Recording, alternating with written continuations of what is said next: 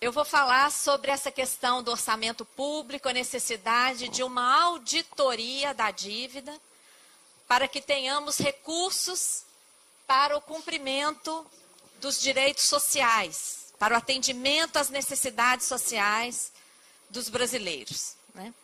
Mas eu queria começar essa abordagem a partir de uma brevíssima análise da conjuntura internacional, principalmente da conjuntura financeira internacional. Porque para compreender, né, qual é o papel da dívida pública no mundo hoje, nós temos que recorrer ao que está acontecendo lá fora, atualmente, e porque essa crise ajudou a compreender muita coisa, né? Foi uma crise muito forte, ela está sendo, né, uma crise muito forte, e ela ajudou a compreender muita coisa. Então, eu vou começar a partir de uma breve conjuntura das finanças, né, internacionais, porque a crise está marcada por uma crise da dívida dos países mais ricos do mundo, e a partir daí a gente entra na análise da situação do endividamento brasileiro. Bom, todos têm ouvido, acompanhado nos jornais, que nós vivemos uma grande crise financeira, mas essa crise não é só financeira, né?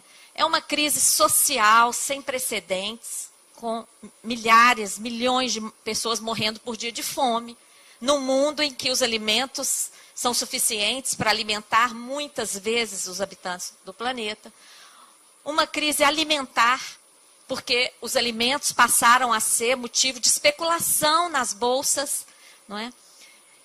Uma crise ambiental, agora é o próprio planeta que nos coloca a urgência de refletir sobre esse modelo econômico, que não tem limites para explorar as pessoas, para explorar as riquezas do planeta e tudo mais. E tudo isso é decorrente de uma crise de valores, porque se houvesse respeito pela natureza, respeito pelas pessoas, né? Respeito pelos outros seres que coabitam este planeta conosco, o mundo não estaria como está, né? Então é uma crise de valores, e essa crise ela vem exacerbada por um grande poder de um ente chamado mercado. Quem é esse mercado, né? Nós vamos, durante a palestra, dar alguns dados que nos permitem identificar algumas coisas. E mais, um grande poder da mídia, principalmente da grande mídia, comandada por esse mesmo poder econômico, né? Um esgotamento do modelo capitalista. Porém, esse modelo capitalista não vai se dobrar, não vai se render e admitir que está esgotado. Ele vai procurar todas as formas possíveis e imaginárias de se reciclar e continuar com a acumulação. Tá atrapalhando. Tá, por favor. Acho que é só chegar a caixa um pouquinho para cá. Deu? Deu? Obrigada. Nesse debate, eu vou procurar concentrar na questão, no aspecto financeiro dessa crise, tá? Mas todo mundo já está aí consciente, né, ligado nos outros aspectos que nós temos que nos preocupar. O que pouco se fala da crise financeira é quais foram as causas dessa crise. Se vocês abrirem qualquer grande jornal hoje de economia, em qualquer parte do mundo, o jornal vai estar abordando a crise da dívida dos países, concorda? Todo mundo vai estar falando da crise da dívida. Mas essa crise não começou como uma crise da dívida, né? Só um aviso, eu vou deixar essa palestra aqui para vocês, então não precisa ficar muito preocupado em anotar, tá? Vai ficar aqui para vocês usarem, reproduzirem à vontade. A crise começou localizada no setor financeiro. Por quê? A partir de uma desregulamentação do funcionamento desse mercado financeiro. O que é essa desregulamentação? Nós temos que voltar um pouquinho lá naquela crise de 1929, que todos se lembram da quebra da Bolsa. Logo após aquela crise, foram instituídas várias organizações para regular o funcionamento do mercado financeiro, inclusive normas, né, leis, para que qualquer papel circulasse no mercado financeiro, em qualquer bolsa de valores, fosse negociado como um ativo financeiro, ele tinha que cumprir determinadas regras. E os emitentes desses papéis também tinham que cumprir determinadas regras, muito rígidas. Então, se uma empresa, não é, vamos supor, o professor David, tem uma empresa, ele quisesse colocar ações da empresa dele no mercado, ele teria que comprovar a existência da empresa, comprovar o montante do capital, comprovar como que ele calcula aquela parcela do capital, que é aquela ação que ele vai colocar no mercado. Da mesma forma, os títulos de dívidas, todas deveriam ser fundamentadas, seguir diversas regras, garantir que a oferta fosse pública e uma série de coisas. O que aconteceu a partir da década de 90? Principalmente. Antes os bancos já vinham fazendo um pouco isso, mas a partir da década de 90, eles pisaram no acelerador. Eles começaram a lançar um tipo de papel que se chama derivativo. O que é o derivativo? O derivativo, como o nome diz, ele deriva de um ativo. Ele é uma aposta. O banco faz uma aposta. No início, como é que foi vendida essa ideia? O derivativo vai resguardar aqueles que fazem negócios futuros. Por exemplo, uma colheita. Um agricultor quer vender a sua colheita antecipadamente. Mas lá na frente, quando ele colher de verdade e ele for receber de verdade, o preço daquele alimento pode ter variado. A mesma coisa, um exportador ou importador. O câmbio pode ter variado lá no futuro, quando ele for efetivamente receber, tá certo? Então, inicialmente, o derivativo foi um papel financeiro criado pelos bancos para contrabalançar esta variação futura, tá? Até aí, até que é uma aposta, quer dizer, outra pessoa do outro lado poderia dizer, ele está vendendo por X, apostando que o câmbio vai cair, pois eu vou apostar que o câmbio vai subir, vai valorizar. Então, alguém vai ganhar e alguém vai perder. Até aí, não tem muito problema. O problema começa com a tal da alavancagem sobre esses derivativos. O que é a alavancagem? É a possibilidade de apostas em cima dessa aposta. E uma tremenda especulação que há pouco tempo, numa entrevista lá de um economista norte-americano, o repórter perguntou, mas qual é o limite para esses derivativos? E o economista banqueiro disse, coloque um espelho na frente do outro. Vocês já estudaram física, vocês sabem. O que acontece com um espelho na frente do outro? Leva ao infinito. Leva ao infinito. Então, são apostas para lá e para cá. Então, diante dessa desregulamentação, tá? Uma revogação de leis, etc., do mercado financeiro, os bancos inicialmente começaram a fazer essas apostas antes de revogar a lei. Depois eles pressionaram para revogar. Diante disso, hoje a estimativa de negócios com derivativos no mundo supera muitas vezes o PIB mundial. Então, uma tremenda bolha. Qual o respaldo dessa bolha? Qual o respaldo? Nenhum. São apostas. Só que essa bolha justificou a contabilização nos bancos, né, desses papéis. E eles usaram esse ativo furado, sem respaldo, sem lastro real, para fazer empréstimos, para fazer negócios. Isso levou os grandes bancos a correrem risco de quebra. E qual foi a decisão dos países ricos? Esses bancos são grandes demais para quebrar. Tem até livro com esse nome. Too big to fail. E Europa e Estados Unidos se endividaram para salvar os bancos, né? Esses bancos continuam abarrotados desses papéis podres, desses ativos tóxicos. E para que eles tenham como operar, foi autorizada a criação dos bad banks, dos bancos podres. Se vocês entrarem no Google com bad banks, vocês vão resgatar muita literatura interessante que não é divulgada. São verdadeiros armários. Existe hoje um verdadeiro mercado bancário, mercado financeiro paralelo, composto por esses bad banks e por esses ativos tóxicos.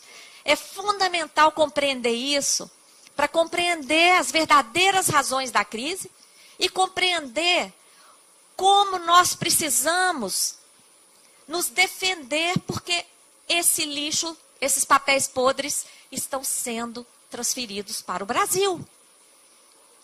Né? Bom, eu gosto de deixar essa notícia porque ela prova que lá no início de 2009, logo depois do estouro da bolha, os países europeus não estavam em crise da dívida.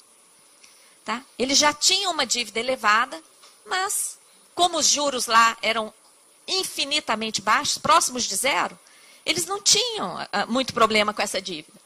Essa notícia mostra que o salvamento dos bancos europeus poderá empurrar a União Europeia para uma crise. Não é? E foi o que aconteceu.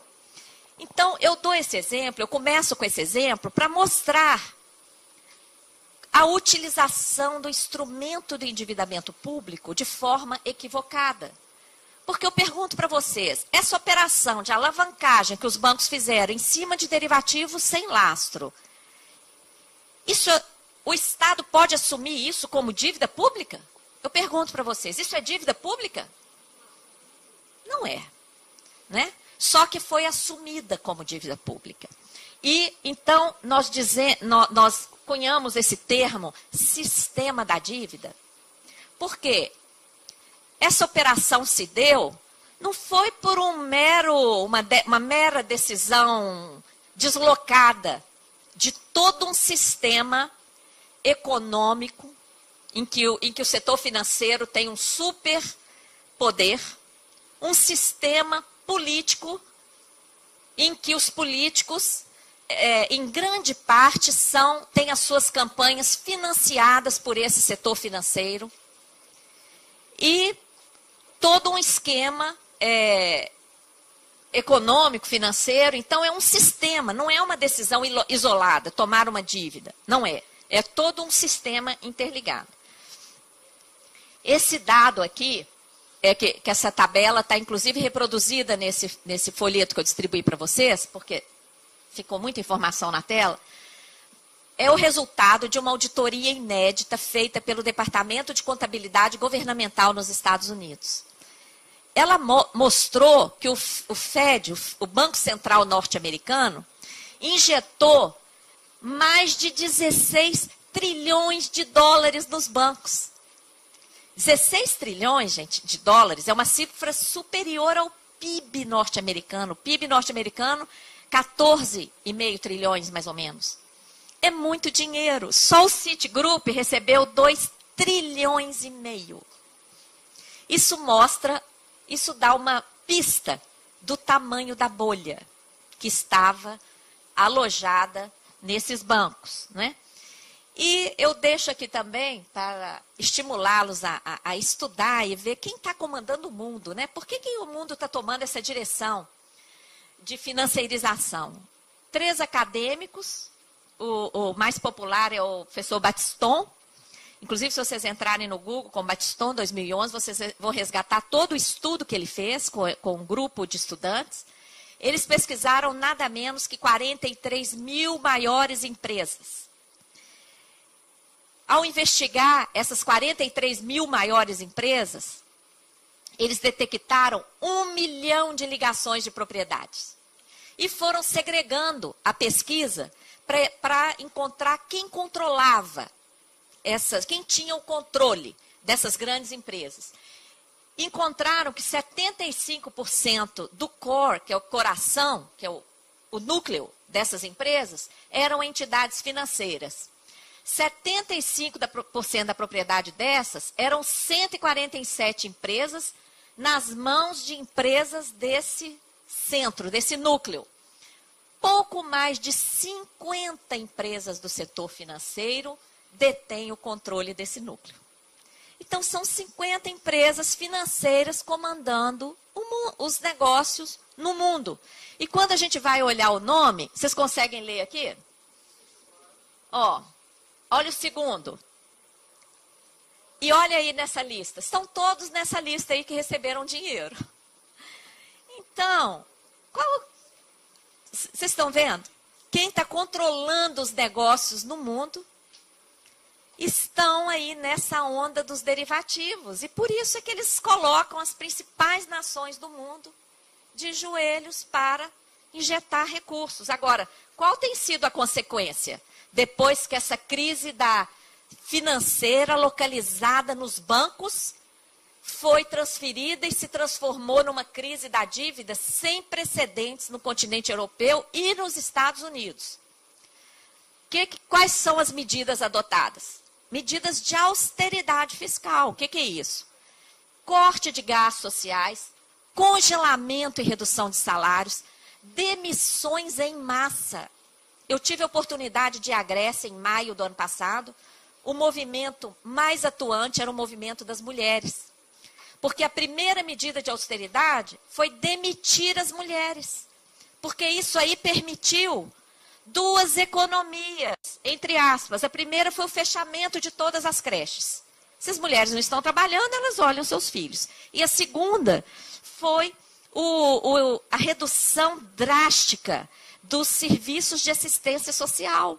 As mulheres não estão trabalhando, elas são muito caridosas, elas vão fazer o trabalho de assistência social de graça. Então, isso aí provocou uma revolta, né, dos movimentos feministas na Grécia, né? O ministro de Saúde da Grécia chegou a fazer um pronunciamento público diante do suicídio de jovens, desesperados, há meses e meses e meses sem emprego e sem esperança. E ainda sofrendo uma desmoralização inaceitável da grande mídia corrupta, financiada pelo setor financeiro, de que grego não gosta de trabalhar. Então, ainda humilhados, não é? Como fazem, né? Como gostam de fazer. É até bom falar isso, né? Em relação aos brasileiros, povinho. Que mané povinho? Né? Nós temos que parar com isso, né? Parar de contar de reproduzir essas coisas que são criadas para humilhar as pessoas e não encorajá-las para que elas assumam o poder cidadão que cada um tem, não é? E tudo mais. Mas, enfim, essas medidas de austeridade provocaram um drama social na Europa, uma tragédia, pessoas suicidando em praça pública, não é? Mas lá, muita reação popular. O povo está nas ruas, em todas as cidades, protestando. Mas está adiantando? As medidas estão sendo aprovadas. Agora, nós acabamos de assistir uma eleição na França e na Grécia, tentando mudar o rumo do dirigente, né? Vamos ver, vamos acompanhar. Muitas iniciativas populares, inclusive da Auditoria Cidadã. Ano passado eu fui várias vezes convidada lá, inclusive para dar mini cursos, para encorajar movimentos sociais a formar núcleos da Auditoria Cidadã, para investigar, porque eles sabem que essa crise não foi provocada por um recurso, um endividamento que o país recebeu. Isso foi outra. Eles não veem a contrapartida dessa dívida, mas eles não tinham a experiência de como investigar isso. Como o nosso movimento da Auditoria Cidadã já existe há 12 anos, né, nós estivemos lá dando a nossa contribuição, estimulando, encorajando, e hoje já tem comissões de auditoria na Grécia, na Irlanda, na Islândia, Portugal, França, Bélgica, Itália, Espanha, todos já estão se formando. Graças a Deus, o que é muito bom, né? Mostra que é a luta. E agora a gente quer ter esses lucros nos estados, né? Qual é o discurso das autoridades do FMI e do Banco Mundial, que eu tive a oportunidade de ouvir pessoalmente na última reunião da UNCTAD, que participei em novembro do ano passado? Eles dizem que o risco de contágio da crise europeia para os países em desenvolvimento já está dado. Eles já falam no risco de contágio como algo assim, que já está consumado. E eles explicaram esse risco como o aumento, devido ao aumento dos canais de contágio. Então, nós começamos a investigar que canais de contágio seriam esses. Além das alterações de normas, que é uma pesquisa que os professores aqui podem nos ajudar a fazer, que nós temos que fazer esse levantamento. Pesquisa de normas que passaram a permitir a utilização de derivativos aqui no Brasil, porque a crise não nos atingiu mais ainda a partir de 2008, foi porque os nossos bancos não estavam tão dependurados nos derivativos. Só aqueles grandes bancos internacionais é que tinham o mercado para os seus próprios papéis. Aqui no Brasil, nossos bancos não estavam tão comprometidos com esses derivativos. E, por incrível que pareça, justamente logo após a crise, começou a haver um relaxamento de normas aqui. E nós precisamos fazer esse levantamento, né? Dessas normas que passaram a permitir a utilização de derivativos. Quer dizer, o que já comprovadamente deu errado lá fora, a gente vai passar a fazer aqui, não é? E outro canal de contágio que já está criado são os fundos financeiros. Veja bem, se o que provocou a crise lá fora foi a bolha de papéis podres, que acabaram sendo empurrados para os bad banks, para os bancos podres, o que eles precisam para reciclar esse papel? É igual lixo. O que precisa? Um depósito, tá certo? O que o Brasil está fazendo? Criando imensos fundos financeiros, como o Fundo do Pré-Sal, o Fundo de Pensão, que infelizmente acabou de ser aprovado, o FUNPRESP, inclusive que já vimos que está sendo criado também nos estados e municípios, o Fundo Soberano, esses são os principais, mas vários fundos financeiros, né? Eu participei de um debate contra a FUNPRESP lá no Senado, naquela passagem relâmpago do projeto de lei por lá, e um dos representantes do governo que estava presente falou que eu estava errada, que não pode, que o FUNPRESP, os fundos de pensão, não poderiam aplicar em derivativos. Um representante do governo disse isso. Só que, olha o que diz essa resolução do Conselho Monetário Nacional desde 2009. Ele trata dos investimentos das entidades fechadas de previdência complementar, que é o caso da FUNPRESP. A FPS, que é a entidade fechada de previdência complementar, pode realizar operações com derivativo. É norma, pode. Certo? Então, vocês imaginem, principalmente considerando que a modalidade do FUNPRESP é de contribuição definida, ponto. Não fala, o benefício vai depender do mercado. O que vocês acham?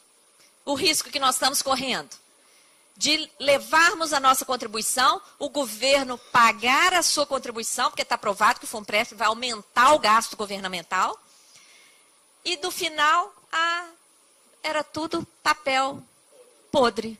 Não tem nada a pagar de aposentadoria para você, né? Outro risco, só uma curiosidade também relativa à questão do FUNPRESP. De onde vem essa proposta, né? Vem do Fundo Monetário Internacional. Nós encontramos uma carta de 98 que trata da criação de contas individuais para os participantes, tanto do setor privado como do setor público, e trata ainda de vários gatilhos automáticos serão embutidos para aumentar as alíquotas das contribuições em caso de desequilíbrios financeiros. O projeto de lei não colocou dessa forma, de gatilhos automáticos para aumentar a contribuição, porque talvez isso aí levantaria mais reações contrárias ao projeto. O que constou do projeto? A contribuição será revista sempre que é necessário. Mas é a mesma coisa, né? Para bom entendedor, né? Bom, nós sabemos das armadilhas do fundo de pensão que está quebrando no mundo inteiro, principalmente agora a partir da crise, quebrando em vários países na Argentina, né? Já tinha quebrado lá atrás, agora a Previdência Pública foi novamente estatizada na Argentina, nos Estados Unidos, na Europa, até a OCDE advertiu sobre o risco de quebra, né? Nós sabemos que previdência é sinônimo de segurança. Não tem nem lógica semântica colocar nossa previdência em aplicações de risco. Não é? Tem alguma coisa por trás disso, né? E em relação ao Fundo Social do Pré-Sal, grande propaganda tem sido feita em relação ao Fundo Social. Inclusive, isso aí serviu para acomodar um pouco as reações de ambientalistas em relação ao risco de exploração do pré-sal, né? Porque criaram esse fundo com a promessa de vir arrecadar trilhões. E os recursos seriam investidos em educação, cultura, esporte, saúde, ciência e tecnologia, meio ambiente, mudanças contra as mudanças climáticas, quer dizer, tudo que todo mundo apoia. Porém, o que diz o artigo 50 da mesma lei? Os investimentos e aplicações do Fundo Social serão destinados preferencialmente a ativos no exterior. E quais são os ativos que estão abundantes no exterior? Os derivativos, os ativos tóxicos, podres, que estão lá nos bad banks.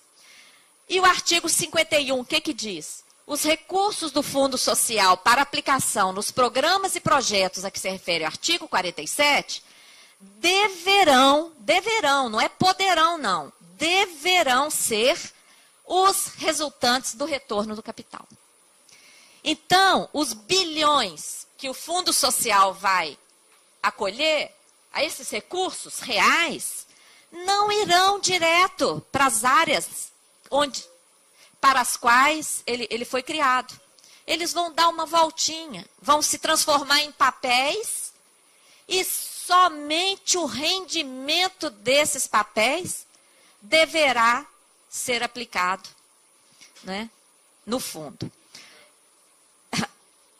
Se houver, muito bem lembrado. Eu estou vendo pessoas de pé e tem cadeiras lá no fundo. Se o pessoal do fundo ajudar e mandar essas cadeiras que estão lá, pode botar mais cadeira aqui, ó. Senta ali. Enquanto isso, eu tomo água.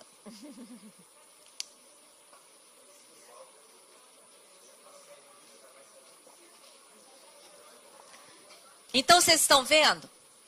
E várias promessas, inclusive agora na mesa de negociação, eu soube que na mesa de negociação para tentar evitar essa greve, foi dito para os professores, olha, contem com o recurso do Fundo Social lá do pré-sal, porque está lá para a educação, né?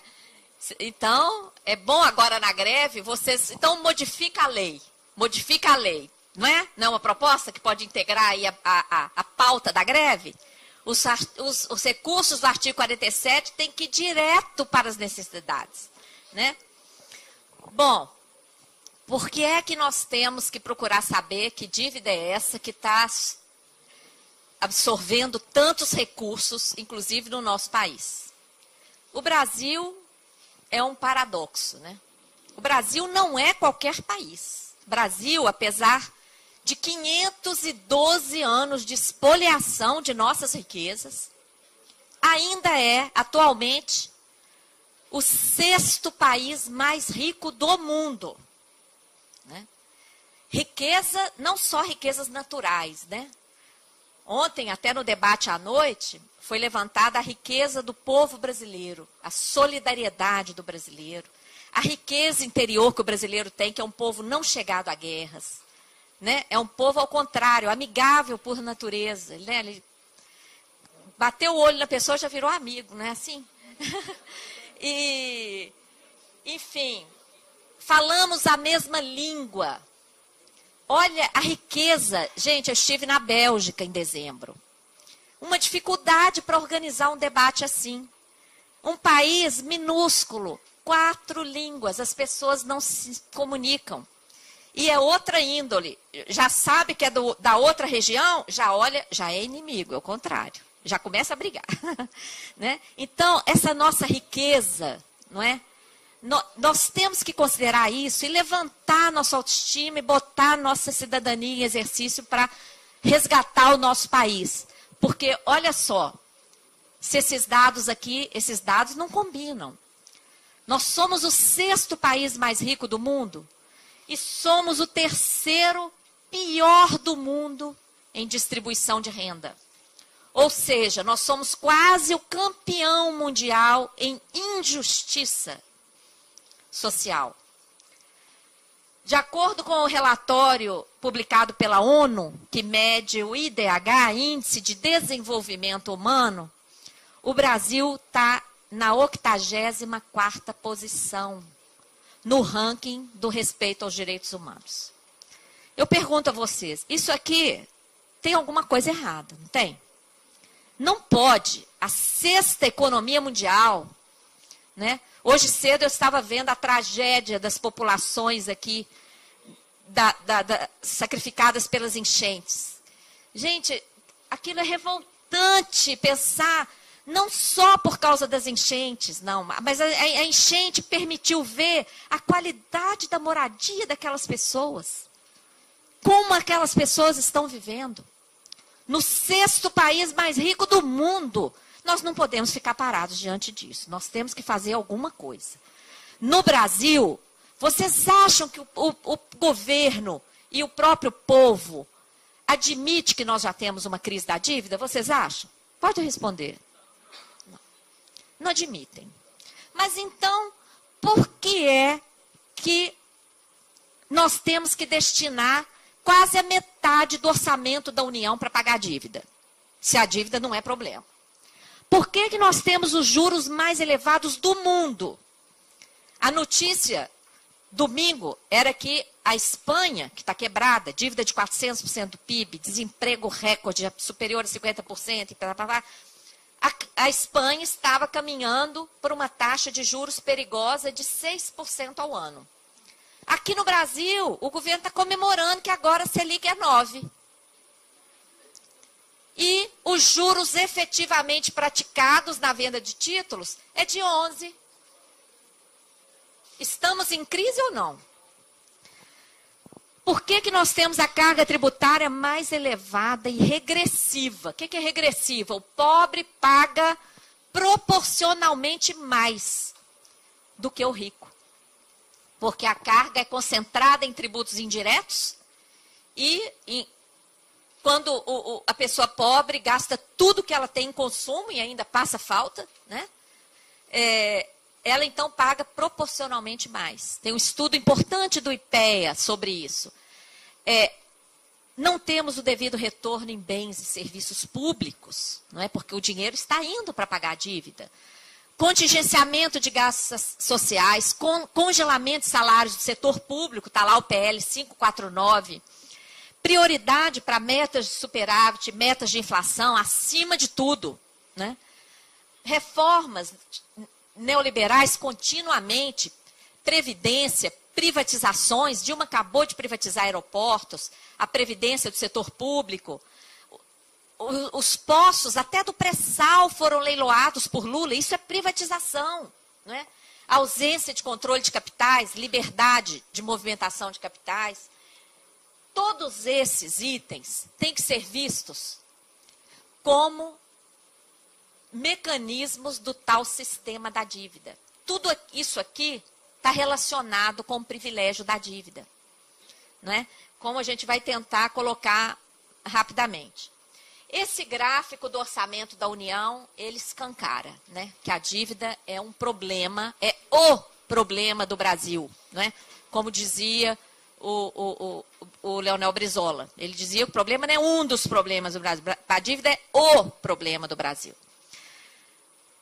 E esse quadro mostra o orçamento da União executado em 2011. Foi o que foi efetivamente gasto. Para juros e amortizações da dívida, foram 45,05%. Quanto foi para a educação, gente? Quanto? 2,99. Aqui. 2,99. Para a saúde, 4,07. Para ciência e tecnologia, mola mestra aí do verdadeiro desenvolvimento, né? 0,32. Né? Saneamento, 0,02. Habitação. Quanto aparece aí para habitação? Zero. Zero. E qual foi o principal programa da campanha eleitoral? E como é que aparece com zero? Porque sabe como é que funciona esse programa? Esse programa é endividando a população. Entendeu? A população se endividando com o setor financeiro para viabilizar. Não é? Cultura. Cultura, que é importantíssimo, porque história se aprende através da cultura, não é? Quanto? 0,04, quase nada. Né? Então, olha, por que tem todo esse ataque contra a Previdência? Todos os dias a grande mídia repete naquela retórica, né, que tem déficit. Que não existe déficit, né? Nós sabemos que não existe, mas a imprensa, grande mídia, todo dia, rombo, déficit da Previdência. Por que eles fazem isso? Porque a Previdência ainda tem 22%, porque atende a 80 milhões de brasileiros. Então, onde ainda tem recurso para absorver? Aqui. Então, ataques na Previdência, né? Diante desses dados, né, nós temos que falar um pouquinho. Mas peraí, que dívida é essa? Como é que chegamos a esse ponto? Então, temos que entender que dívida é essa. Essas informações que agora eu vou falar decorrem de um acesso a dados que nós tivemos por ocasião da CPI da dívida, realizada na Câmara dos Deputados em 2009, terminou em maio de 2010. Vocês tinham conhecimento dessa CPI? Engraçado, né? A grande mídia fala 24 horas por dia na CPI do Cachoeira, né? Não falou uma linha da CPI da dívida. Por que será? Né? Temos que refletir sobre isso. A dívida externa atual está em 402 bilhões de dólares. Muita gente acredita que a dívida acabou depois que Lula fez o pagamento ao FMI. Não acabou. O que ele pagou para o FMI, ó, essa quedazinha aqui, e já recuperou e ultrapassou tudo, tá? Nós pagamos só o que devíamos ao FMI. A dívida com os bancos continua subindo. O que o Brasil fez? Simplesmente mudou de credor. Pagamos ao FMI uma dívida que custava 4% ao ano de juros. E, para pagar o FMI, nós emitimos dívida interna. Dívida emitida pelo Tesouro, que na época pagava juros de 19,3% por ano. Então, a dívida apenas mudou de mãos. Deixamos de dever ao FMI a 4% para dever aos banqueiros que compram os X da dívida interna a 19,3%. Que tal? Foi isso que foi feito. E mais, essa queda também, nós apuramos durante a CPI, resgate de títulos da dívida externa com pagamento de ágio. Eu pergunto para vocês, quando vocês fazem o pagamento de uma conta antecipadamente, vocês vão lá pedir o quê? Desconto. Se não tiver desconto, não vale a pena, né? Pois desde 2004 o Brasil está fazendo resgate, desde 2005, resgate antecipado com pagamento de ágio que chegou, sabe a quanto? 70% do valor nominal. Na época da CPI, isso foi questionado. E qual a resposta? Hoje, a dívida pública é administrada pelo tal do benchmark. Benchmark. Sabe o que é isso? Marcação de mercado. A marcação de mercado tem lá, um dos itens, é a expectativa do credor. E a gente não pode frustrar o credor, né? Então, o título da dívida externa era em dólar, o dólar caiu, para cumprir o benchmark e a expectativa do credor, o Brasil pagou a diferença em ágio, que tal? Então, eu estou falando essas informações porque isso tudo pode ser munição para a greve de vocês, para a mobilização de quem ainda não está mobilizado.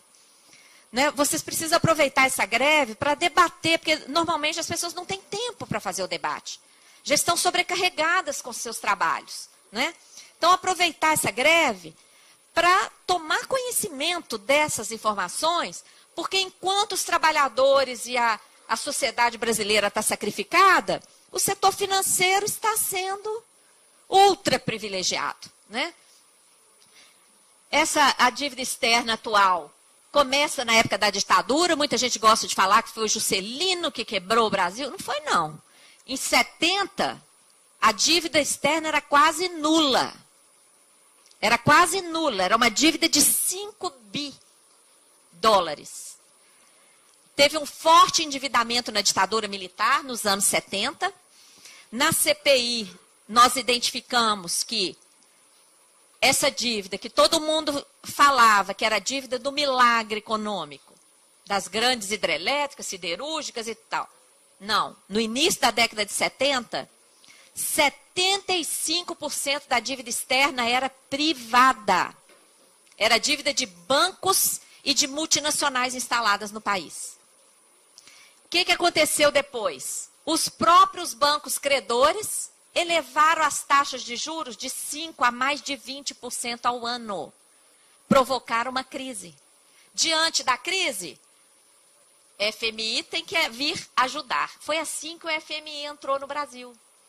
Uma crise provocada pelos próprios bancos que antes haviam emprestado, haviam seduzido o país a assumir empréstimos. Tá? Tudo isso, na década de 80, essas dívidas, tanto do setor público como do setor privado, foram transferidas para o Banco Central do Brasil. Vocês sabiam disso? Nós tivemos acesso a esses acordos na CPI. E depois, isso significou uma estatização de dívidas privadas. A década de 80 ela é conhecida como a década perdida, porque essa crise, toda essa transferência de dívidas para o setor público, junto com a interferência do FMI aqui, amarrou o nosso país, não é? Há uma suspeita de que essa dívida externa tenha prescrito em 92. Isso é um capítulo que ainda tem que ser investigado.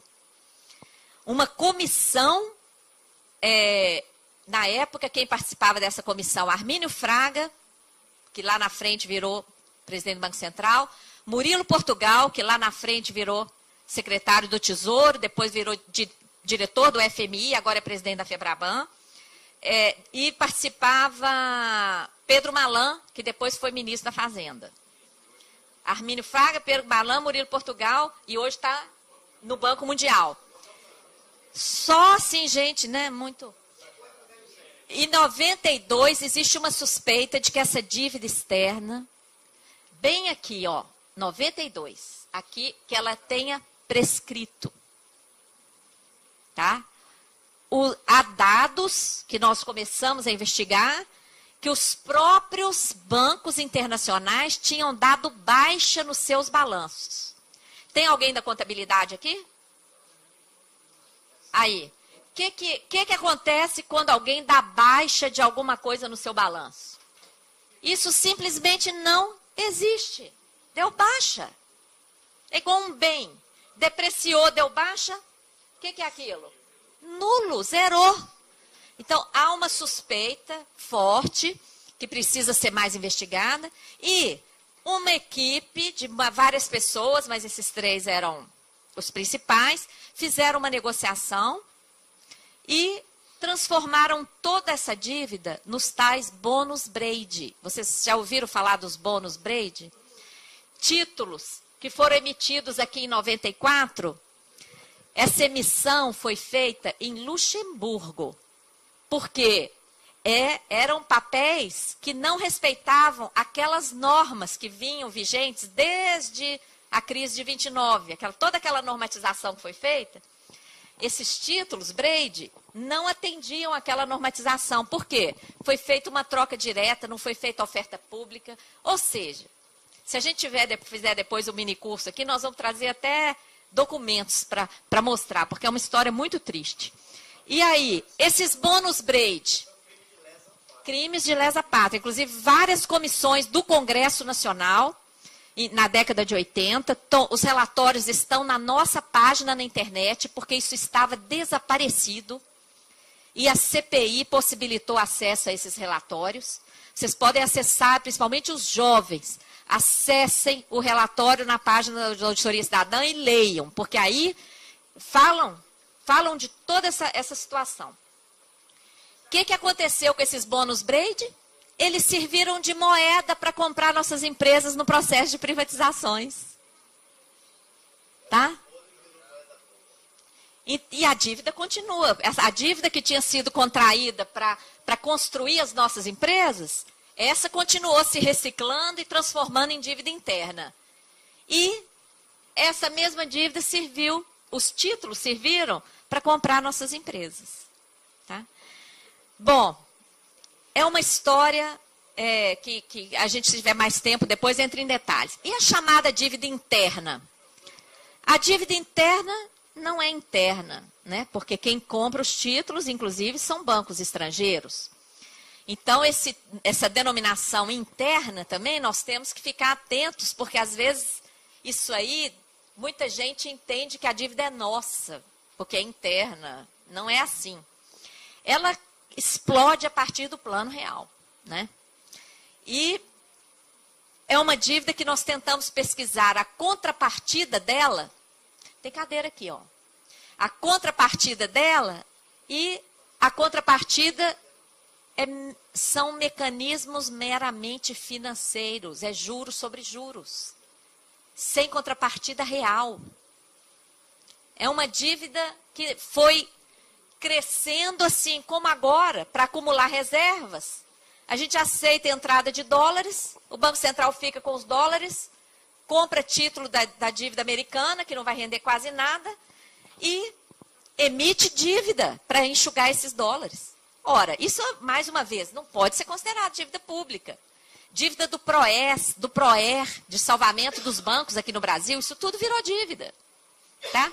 Então, nós temos que investigar, porque a dívida interna já supera 2,5 trilhões. 2,5 trilhões de reais.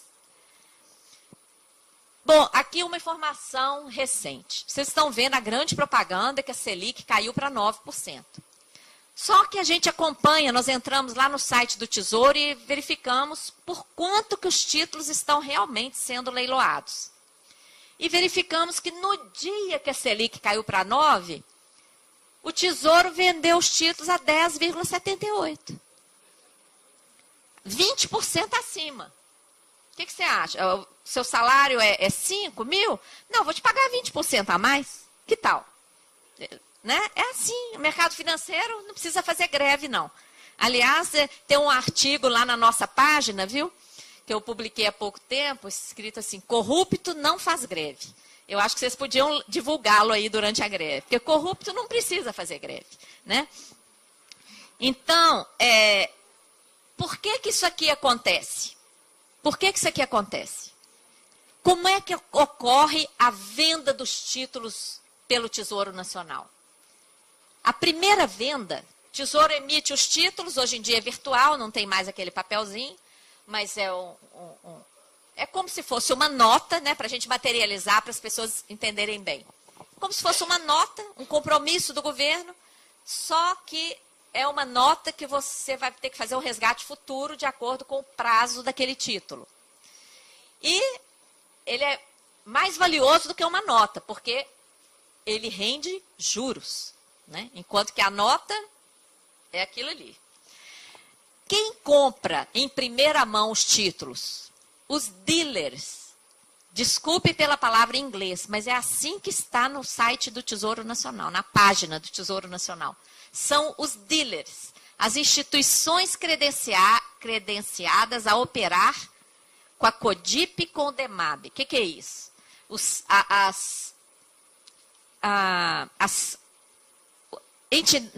setores do Tesouro Nacional e do Banco Central que vendem os títulos.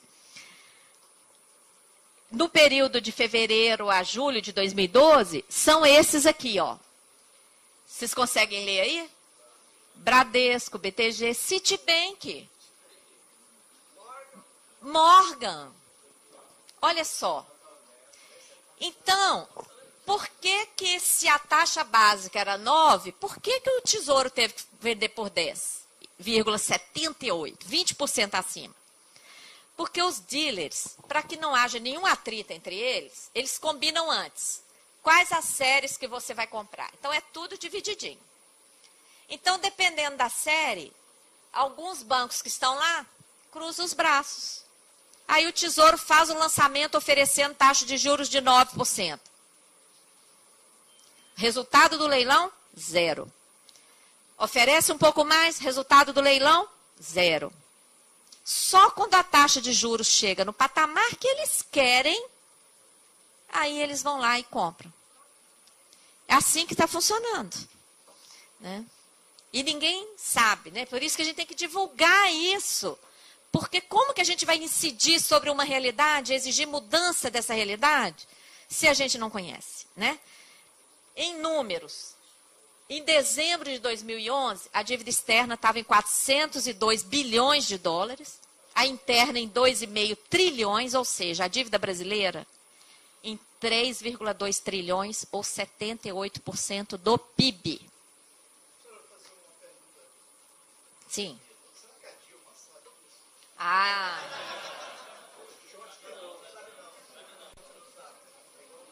Olha, eu espero que ela saiba. Agora, nós temos que estar atentos para os artifícios criados para divulgar esses números. Primeiro, a dívida líquida.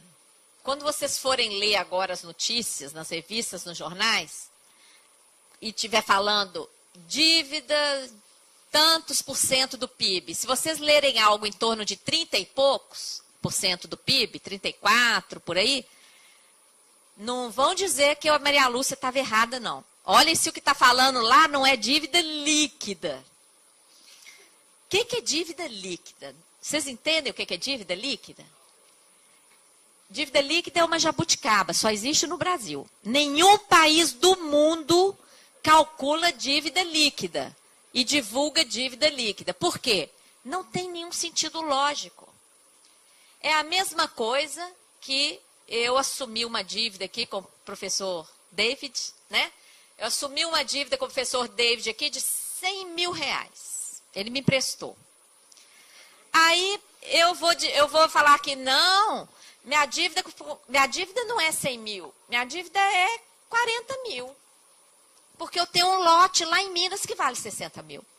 Ué, qual o sentido? A não ser que eu venda o lote lá e pague a ele, aí eu posso falar que a minha dívida é 40 mil. Agora, vocês entenderam o que é dívida líquida?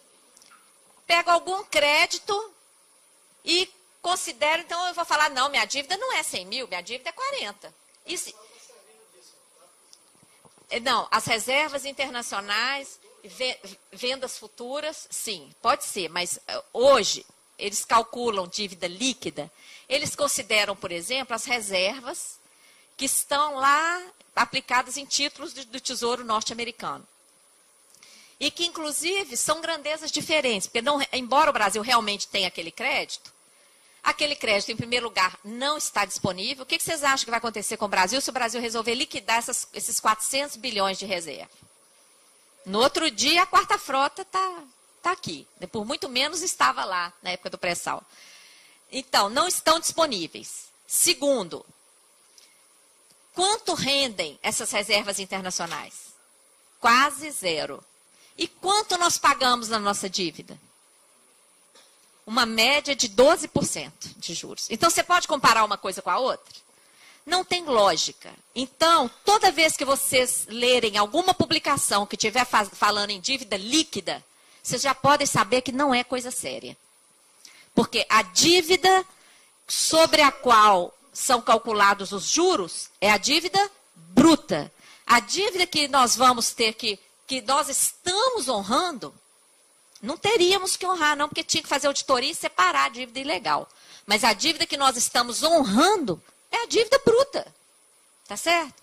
Então, não tem sentido falar em dívida líquida. Outro artifício, juros reais. O que é isso? Retiram dos juros nominais, que são os juros totais que a gente paga, retiram a parcela da atualização calculada pelo IGPM. O que é o IGPM? Índice calculado pela Fundação Getúlio Vargas, uma instituição privada. E significa, que índice é esse? Não é o índice de inflação. O índice de inflação medida efetivamente ocorrida é o IPCA, calculado pelo IBGE, inclusive utilizado pelo Banco Central. O IGP, calculado pela Fundação Getúlio Vargas, ele mede a expectativa de inflação. Então, ele nem mede a inflação real, ele mede uma expectativa de inflação, inclusive, ele capta a variação cambial. Ele capta a variação cambial, então, é uma ficção, E essa atualização calculada pelo IGPM, ela é retirada do cálculo. Então, quando eles divulgam quanto gastou com juros, fica uma importância muito mais palatável, né? As pessoas não se assustam, porque já tirou ali a atualização. E como é que o Tesouro está contabilizando essa atualização medida pelo IGP? Está contabilizando não como juros, parte dos juros nominais. Está contabilizando como amortização. Alguém aqui que já fez uma dívida sabe disso. Atualização é o quê? Parte do juro nominal. Não é amortização, né? Outro artifício, tiram a parte da dívida externa privada, quando quem tem que correr atrás dos dólares para quitar a dívida externa, seja pública ou privada, é o setor público. Inclusive, toda dívida externa tem o aval do governo. E outra coisa é a comparação da dívida líquida com o PIB. Isso aí também, eles não chegam nesse 78, eles chegam em 30 e poucos, né? Então, nós temos que estar atentos a esses artifícios. Em relação à dívida dos estados, eu vou passar um pouco rápido, que eu estou fazendo muito comentário hoje, estou demorando aqui.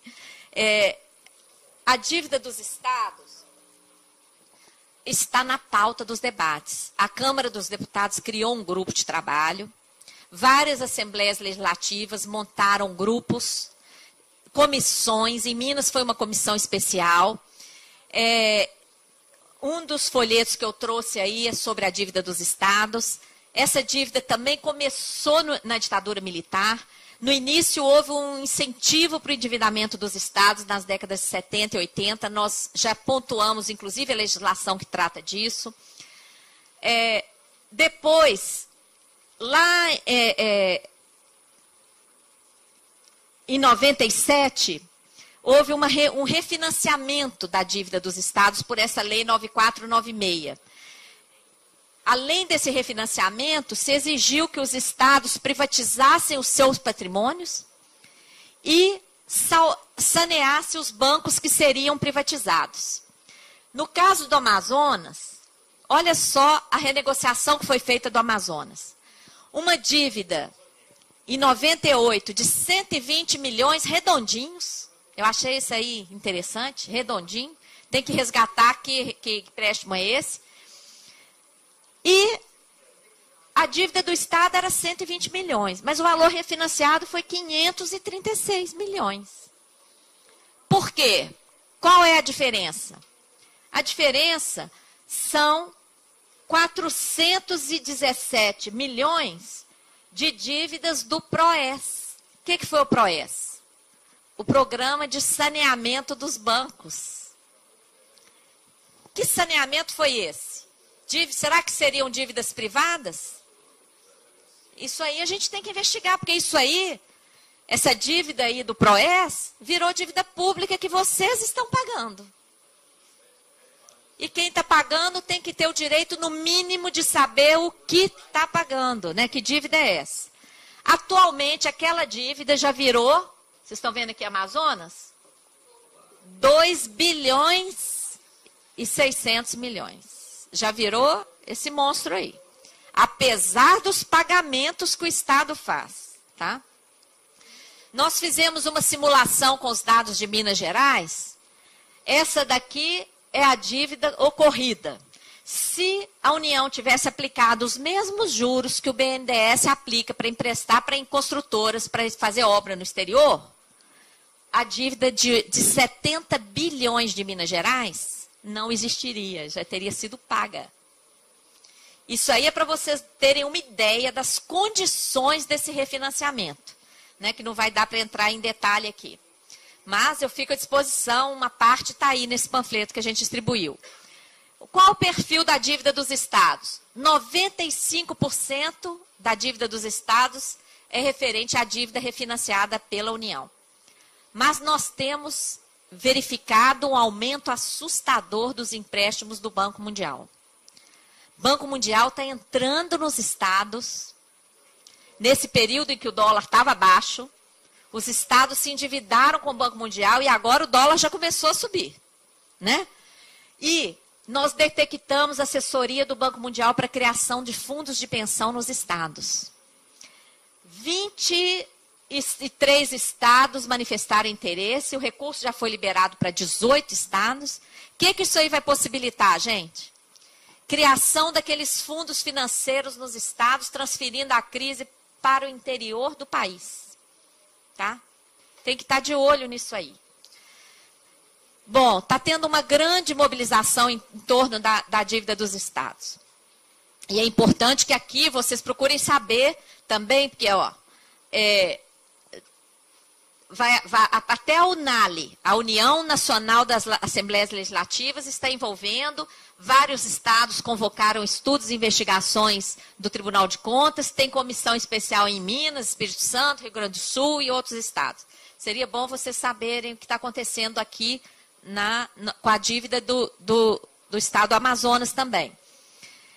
Bom, nós falando assim sobre endividamento, nós precisamos detectar como esse sistema opera, né? Nós já falamos que no modelo econômico, no sistema legal, político, ele usa também a corrupção, claro, não é? Como é que consegue operar e a grande mídia, né, para exercer essa dominação. Em termos de poder econômico, a gente visualiza um poder exacerbado dos bancos privados e do FMI, uma financeirização total da economia, tudo agora é baseado em fundos, em papéis. O setor financeiro provoca as próprias crises, não é? E depois, ele que sai beneficiado das crises, o povo paga a conta, né? Foi assim na década de 80 aqui no nosso continente, agora está sendo assim na Europa, nos Estados Unidos, né? Uma liberdade total para os fluxos de capitais, com direito a sigilo e acesso a paraísos fiscais, onde os lucros desaparecem, os registros desaparecem, não é?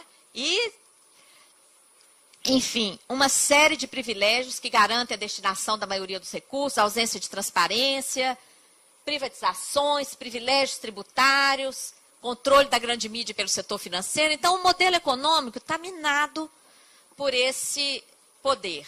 Só para dar um exemplo de atuação, isso aqui eu já falei, o Banco Central enxuga os dólares, né? Vocês lembram, um mês atrás, a Dilma reclamando do tsunami de dólares entrando no Brasil? Esse tsunami entra e vai parar onde? Nos bancos. O Banco Central faz a leitura.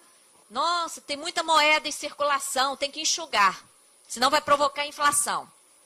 Ao invés de tapar e estabelecer o controle, é a mesma coisa que uma enxurrada caindo aqui nessa sala hoje, uma cachoeira caindo aqui, a cachoeira é melhor, bem melhor, né? Uma cachoeira entrando aqui, ao invés de providenciarmos uma lona correndo, vamos tapar a entrada de água. Não, todo mundo pega seus lencinhos de papel, vamos enxugar. não tem, né? É isso que está sendo feito. E aí, enxuga, entra o tsunami entrando, o Banco Central enxugando. E como é que o Banco Central enxuga? Ele entrega título da dívida brasileira, que paga os maiores juros do mundo. Então, o dólar, papel sem lastro, hoje já está provado isso, impresso à vontade, que foi entregue quanto para os bancos? 16 trilhões foram entregues diretamente pelo FED para os bancos. Esses dólares entram aqui no Brasil e são trocados por título da dívida brasileira que paga o maior juro do mundo. Isso é dívida pública, gente? Isso pode ser considerado dívida pública que nós todos estamos pagando? E o que o Banco Central faz com os dólares? Empresta para os Estados Unidos, compra título da dívida americana. Nós estamos financiando os Estados Unidos. A juro quase zero. Qual o resultado disso?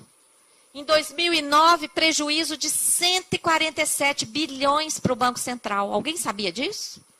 Isso aqui apareceu em alguma mídia? Em 2010, prejuízo de 50 bilhões de dólares. Quem pagou esse prejuízo? Nós, sabe por quê?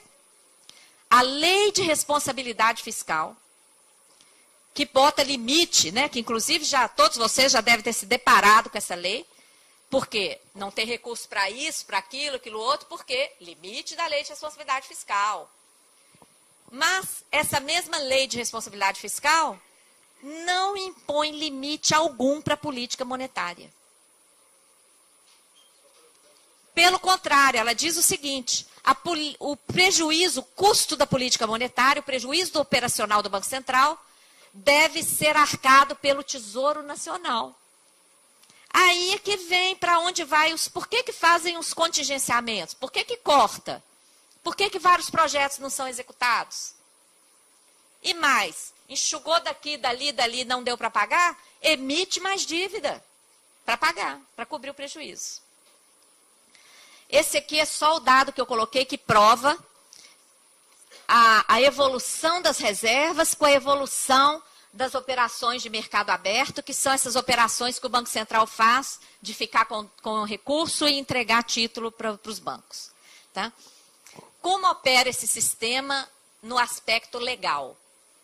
Desde a Constituição Federal, os privilégios já estão instalados. O artigo 166 da Constituição diz o seguinte, qualquer projeto para ser executado tem que indicar a fonte do recurso. Pode ser o mais prioritário e justificável do mundo, tem que indicar de onde vai tirar os recursos, exceto a dívida. Essa exceção para a dívida, né, é objeto de uma denúncia feita por professores também e então assessores do Senado, num artigo que chama Anatomia de uma Fraude à Constituição. Ele é acessível na internet, está inclusive na página da UNB. Vale a pena estudá-lo. O privilégio continua na LDO, que parte da elaboração do superávit. Na lei de responsabilidade, já falei, que estabelece gasto, limite para os gastos públicos. Não é crime deixar as crianças sem escola, sem acesso a atendimento médico, mas é crime não pagar a dívida. Isso é que essa lei diz. Outras fontes não tributárias, o lucro das estatais distribuído aos governos, por exemplo, o lucro do Banco do Brasil, o lucro da Petrobras, de todas as empresas que ainda são públicas, na parte pública delas, vai para pagar dívida. E a desvinculação de recursos específicos, a partir de 2008, essas medidas provisórias 435 e 450 permitiram que todo recurso ali financeiro, orçamentário, não gasto, passa o rodo no fim do ano e vai para dívida. Então, é uma série de privilégios que garantem. Por outro lado, nós temos aí o contingenciamento recorde em 2011, a prorrogação da DRU, né? O que é a DRU? Desvinculação das receitas da União, aquelas receitas que são constitucionalmente vinculadas, aprovam lei para desvincular, para pagar dívida. Arroxo de gastos sociais em 2012 e um contingenciamento de 55 bi, negativa de reajustes salariais, emenda 29, não é? Os vetos da presidente com a justificativa de dificuldade fiscal. O Plano Nacional de Educação recusa em aumentar o 10% do PIB, não tem recurso para isso. O 1992, a privatização da Previdência, a privatização de hospitais universitários, congelamento e etc. Né? Então, a gente vê que é uma estrutura legal que garante tudo para a dívida e que é cumprida à risca, e uma estrutura legal que tira tudo da sociedade. O sistema da dívida também opera no campo político. Nós identificamos que essa atrocidade começou na época da ditadura. Isso não foi privilégio do Brasil. Foi uma situação geográfica mesmo, geopolítica. A ditadura serviu para a entrada da dominação financeira no nosso continente. Agora, na Europa, nós estamos vendo a tecnocracia tomar lugar de dirigentes na Grécia, né, antes das eleições. O ministro grego anterior, quando ele falou em plebiscito, o que aconteceu com ele? Tiraram e botaram uma pessoa do Goldman Sachs, do banco Goldman Sachs.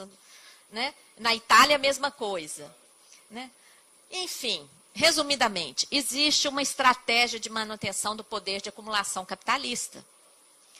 Como é que essa estratégia funciona? Ao mesmo tempo que garante lucros para o alto setor empresarial e financeiro, que financia campanhas eleitorais e financia a corrupção, porque, afinal de contas, quem financia a corrupção?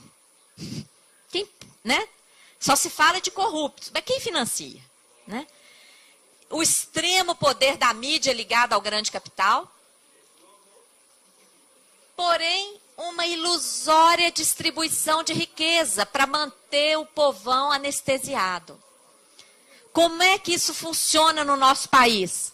Com Bolsa Família, com pífios reajustes para o salário mínimo, com acesso a produtos baratos, né? Quem nunca conseguiu ter um liquidificador, agora tem, acha que a vida melhorou muito. Acesso a créditos e financiamentos. Está todo mundo endividado, não é? Todo mundo endividado, a plateia fica alvoroçada. Quem ganha e quem perde. É isso aí. Bom, quem ganha e quem perde com essa estratégia, né? Vamos ver quem ganha e quem perde. De um lado, os banqueiros, do outro lado, os trabalhadores, né? Bom, enquanto aquele outro gráfico mostra o retrato do orçamento da União em 2011, esse gráfico aqui mostra a evolução dos gastos desde o Plano Real, desde 95. Vocês estão vendo a linha azul aqui embaixo, educação e cultura? Dá para ver? Ó, quase não variou. Olha aqui, saúde e saneamento. Pessoal e encargos. Ó, aqui estão os salários e os encargos. Previdência e assistência social. E a dívida? Eu tinha que crescer mais para. Olha só. Agora, olha que interessante. Qual foi a grande propaganda do Plano Real, inclusive que justificou aquelas medidas que levaram a quebra de indústrias aqui no Brasil e tudo mais, porque não podia reajustar preço. O que era? Não tem inflação, não pode reajustar, certo? Mas a dívida continuou com privilégio de reajuste, olha aqui. Reajuste com base no IGPM. Daquele índice lá fictício, porque é expectativa de inflação. Pois é, tá?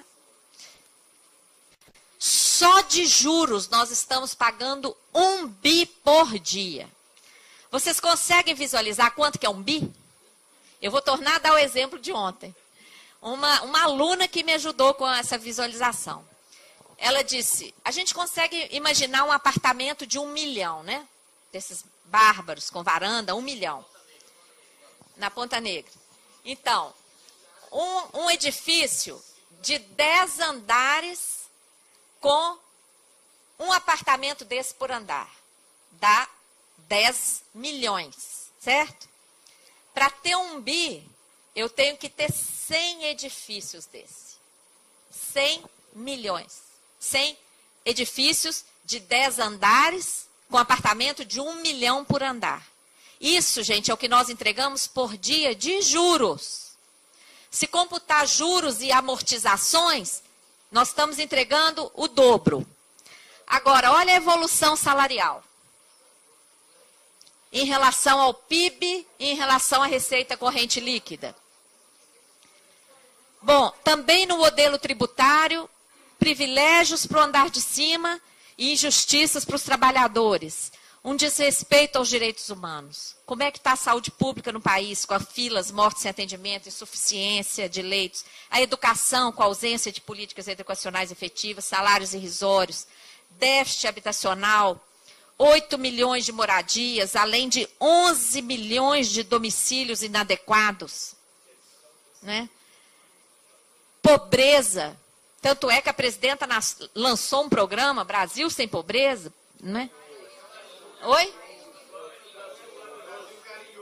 Agora é outro, né? Fome. O Brasil, gente, que exporta alimentos, nós temos 10 milhões de famintos. Analfabetos funcionais. Uma estatística inaceitável. 20% dos brasileiros não conseguem compreender um texto. Taxa de desemprego, porque apesar de existir vagas, não existe profissional formado para assumi-las. Né? Então, uma situação inaceitável para a 6ª potência mundial. Diante disso, nós temos que rever essa situação, evidenciar que o verdadeiro rombo das contas públicas não é a Previdência, não é o servidor, é a dívida. Uma dívida que nunca foi auditada. Quando o Fernando Henrique assumiu, a dívida, somando a interna com a externa, dava uns 200 bilhões de reais. 200 bilhões. Fernando Henrique pagou 2 trilhões e ainda privatizou 70% do parque brasileiro. Lula pagou 4,7 trilhões e também continuou privatizando. Então, não dá para entender. Uma dívida de 200 bilhões. Em 16 anos, pagamos 6,8 trilhões. E agora a dívida ainda está em 3 trilhões? É uma máquina. É uma máquina. E se os cidadãos brasileiros não se importarem, se a gente continuar se distraindo com o que a grande mídia nos bombardeia, o que vai acontecer? Isso vai continuar acontecendo, porque para eles está bom demais, concordam? O Equador deu uma lição de soberania ao mundo. Em 2007, o presidente do Equador criou uma comissão para fazer a auditoria da dívida, oficial, a partir de um decreto presidencial.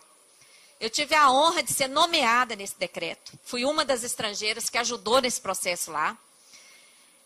A partir do nosso relatório, ele submeteu o nosso trabalho a crivo jurídico, teve o respaldo.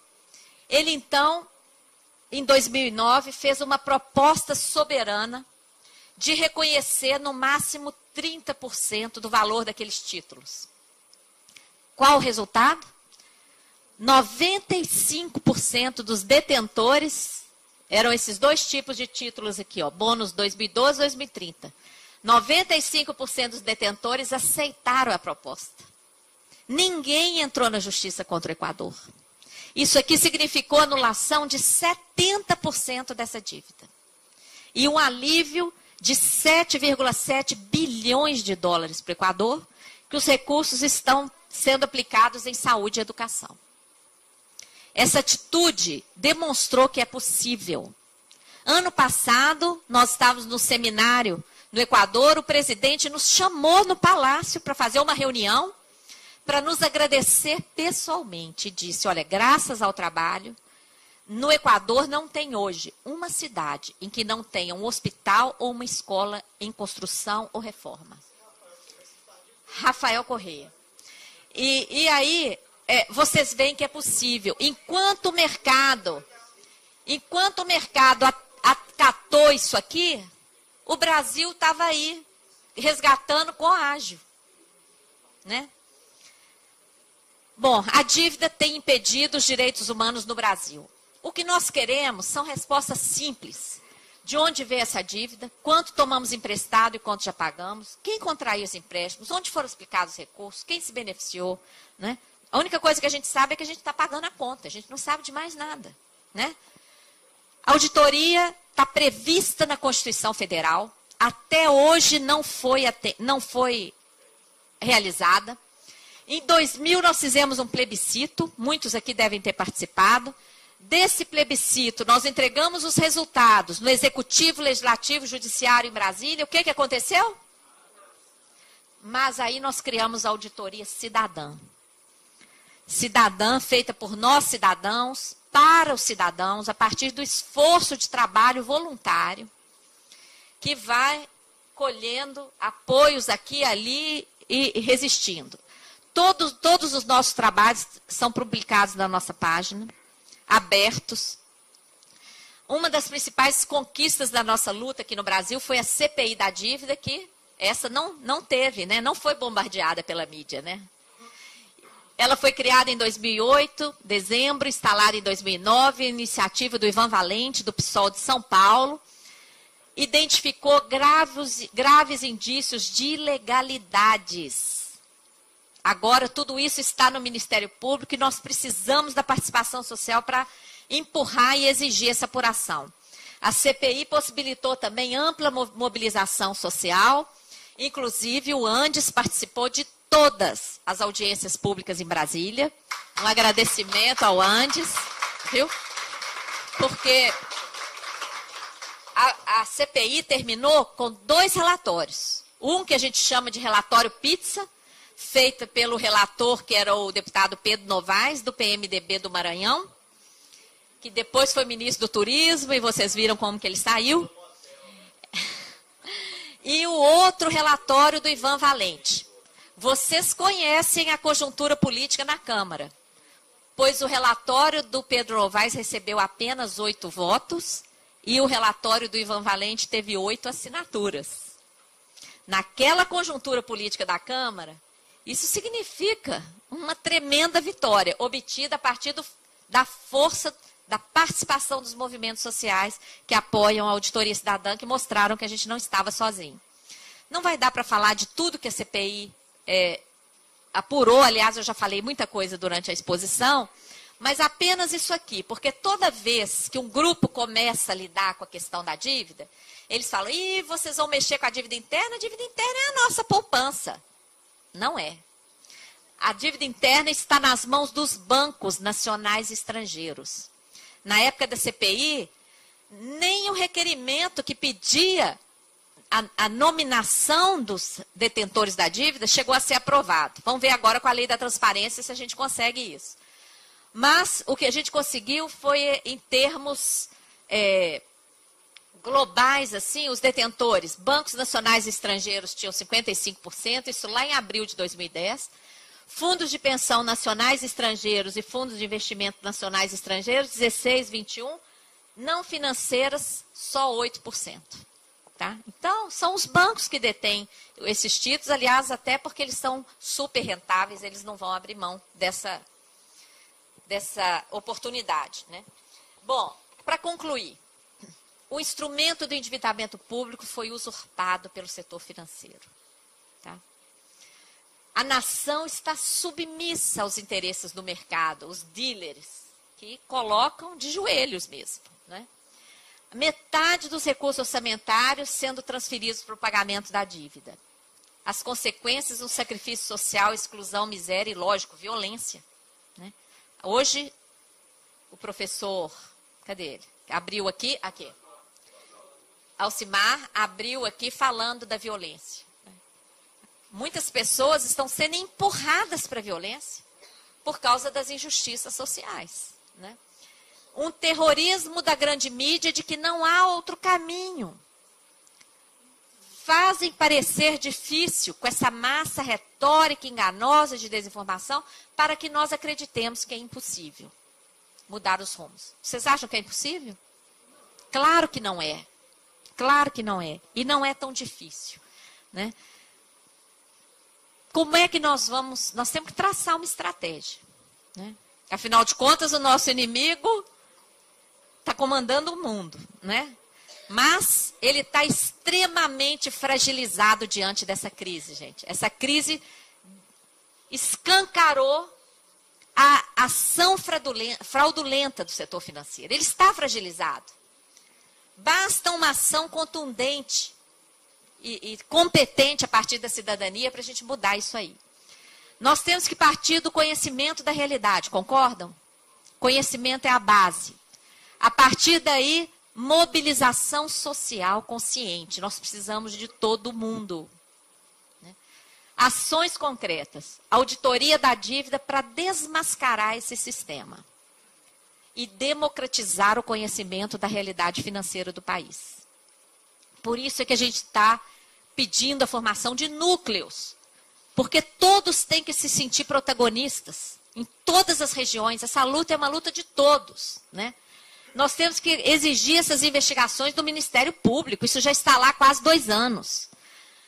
Rever a política monetária e fiscal para garantir distribuição de renda, justiça fiscal e social, atender os direitos humanos, transparência, acesso à verdade. Né?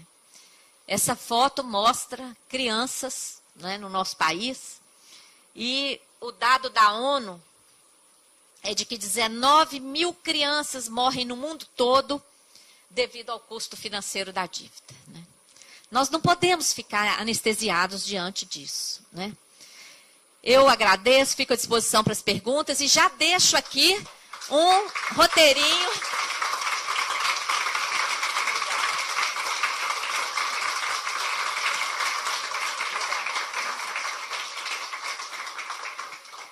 E já deixo aqui algumas pistas para a organização do núcleo.